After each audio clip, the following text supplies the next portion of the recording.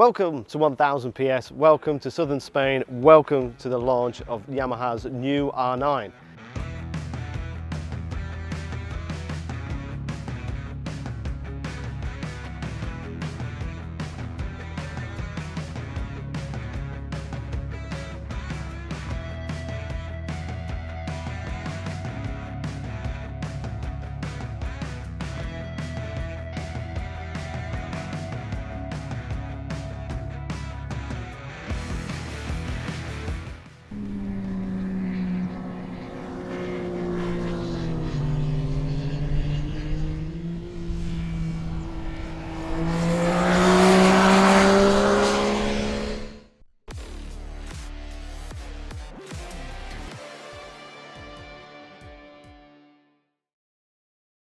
Now don't be perceived by this sunny backdrop and beautiful conditions, because yesterday we had biblical rain that has kind of flooded Jerez track, which is about 3 miles that way. So as we stand at the moment, we're just juggling with logistics, working out if we can ride Jerez, we can ride on the road, on one of the many awesome tracks we've got here in southern Spain. But that does give me the opportunity to give you a little rundown of the new R9 from Yamaha. So in the UK, this is going to start at £12,250. PCP prices are going to be around £100 a month, and they're going to be available in dealers in April. They've already been available as a pre-order, and from the information I'm getting from dealers in the UK, there's a big demand for this bike, and it's easy to see why. So it's got the familiar CP3 engine out of the MT-09, as we'd expect, which is 117 horsepower. To use the same engine is almost a no-brainer, because that means you don't have to go through all the Euro 5 regulations. The bike is already done, the fueling is already done, the mapping is already done. Tick that box. Now what Yamaha do with the R3 and the R7 is they basically get the MT-03, the MT-07, put some slippery, shiny aerodynamic bodywork and push it out through dealers. But the MT-09 is very different, because although it shares the same engine as the MT-09, the R9 uses a completely different chassis, different forks, different swinging arm, different wheelbase, different weight. It's very much a very different bike. And now, talking of weight, that's the real talking point in this class when we're comparing it to the ZX6, the CBR6, the MV, Triumph, and the new V2 from Ducati. Yamaha are quoting a wet weight of 195 kilograms. Once you take that wet weight and take the fuel out, we're probably getting around to a dry weight of 178 to maybe 181 kilograms, which puts it pretty close to the V2 Ducati that I rode a couple of weeks ago just down the road here in Seville. In terms of what this bike offers, aside from the 117 horsepower and the lightweight chassis, it's got a 6-axis IMU. So as you would expect, a plethora of rider aids, from slide control, brake control, cornering ABS, all controlled by this new 5-inch TFT dash. Within there, we've got 3 rider modes, which is Sport, Street and Rain. And in there, we can play around with the different slide controls, the traction control, the engine brake control. Up front, we've got those big Brembo stylemas, which seems to be the norm in this category. And they're obviously controlled via the 6-axis IMU. So we've got cornering ABS, which we can turn the rear off for track-only riding. As I say, we've not got the opportunity to ride the bike today. Fingers crossed we're going to get to ride it on road or on track. In terms of ergonomics and how it feels, it's not as radical as the R6, and it's not as soft as the R7. It's kind of in between. In terms of bodywork and aerodynamics, Yamaha claim it's the most aerodynamic bike they've ever produced, even more aerodynamic than the R1, which is very significant. In terms of suspension, KYB, front and rear, and fully adjustable as you'd expect. It's going to be a really interesting bike. I'm excited by this category. The bike has already taken a win in World Supersport, obviously in race trim, but we're going to get to ride the road version. Hopefully it'll be on the road or on the track. Fingers crossed this sunshine stays. Fingers crossed it dries out the track. And fingers crossed the next time you see me, I'll be in a full set of race levers with a big smile. Welcome to 1000 PS. Welcome to the launch of the R9. Welcome to Jerez. Well, it's not actually Jerez, because we've had to move the whole launch to Seville.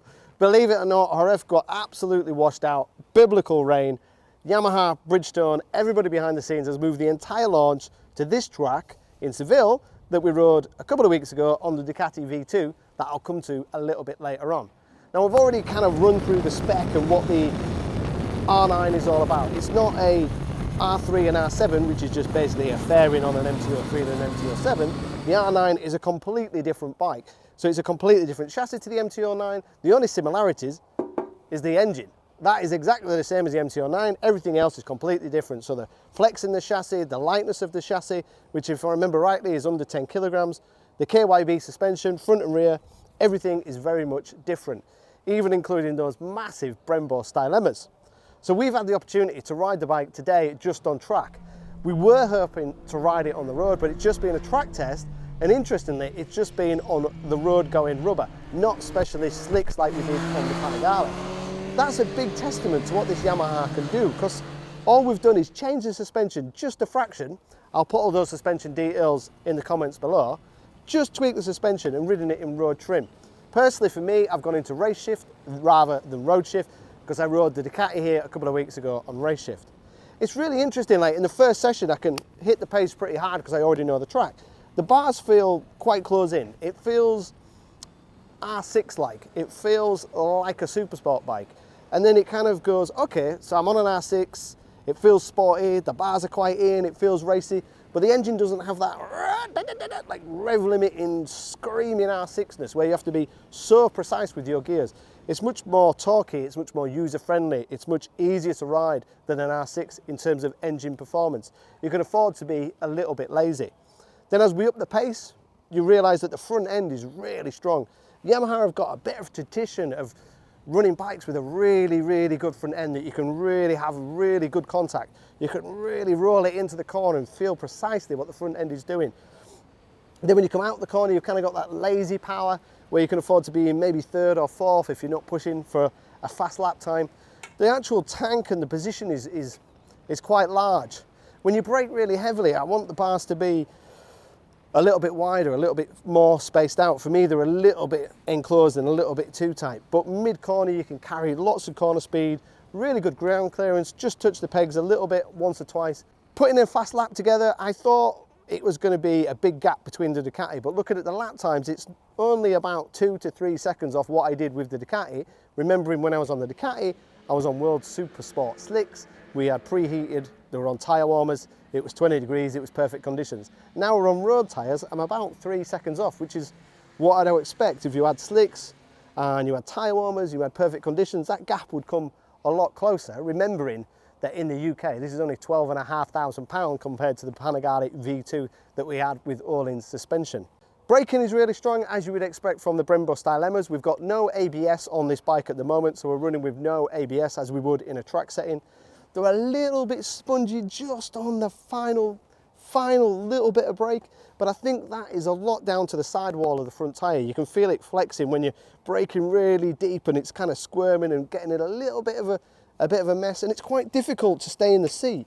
It looks like it would be quite easy, but I seem to be sliding quite up the bike, which just unsettles it a little bit as you roll it into the corner. But that's really when you start pushing for a lap time.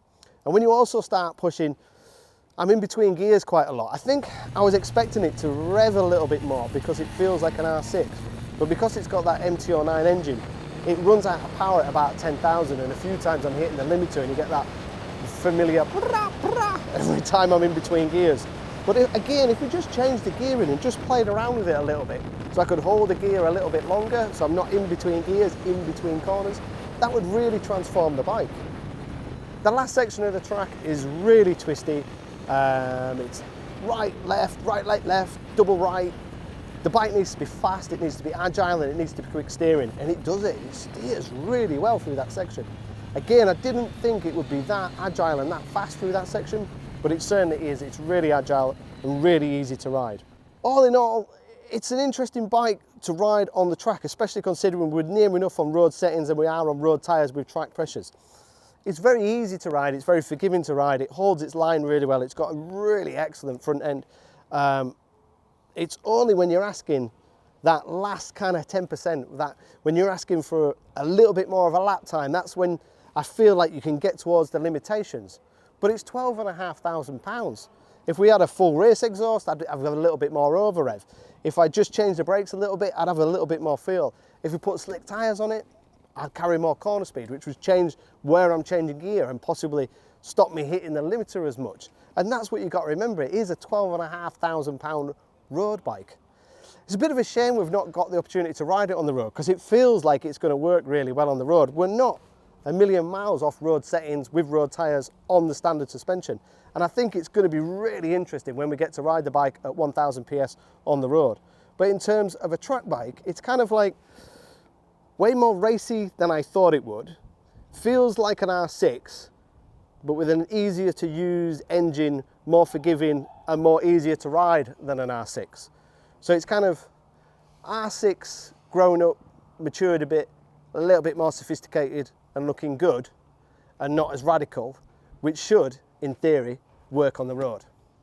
So we ran through the technical specs at the start of this video, and again, if you've got any more technical questions, you want to know what suspension settings we're on, then please fire some questions below and me or one of the team will get back to you.